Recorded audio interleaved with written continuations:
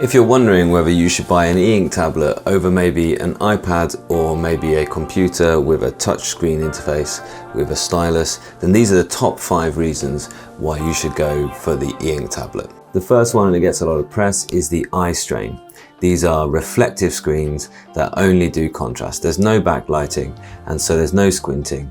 It's just like looking at ink on paper. That is a big advantage. The battery life. I'm constantly surprised when I pull out my iPad and it's run out of charge because it's been sat in my bag, hardly doing anything, but has been consuming battery.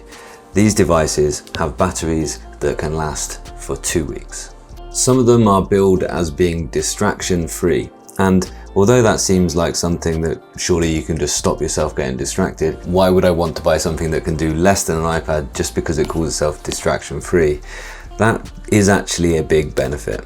Because you can do less, you don't see it as being something that you want to do more on. And in that way, it becomes a more focused place for your thoughts. I think there is something to be said for that distraction-free experience. There are no notifications, you don't have your email on most of them, and you simply use it like you would a notepad. It's a place for you to do your thinking. And lastly, you don't get funny looks when you pull these out in a meeting. And although it might seem like a strange thing to say, they act like a notepad in the meeting. They aren't this screen that you're pulling out as a kind of barrier that people aren't sure what you're doing as you tap away and make them nervous like this. You're writing as you would on a piece of paper or a notepad. And that's a very natural thing to do in a meeting.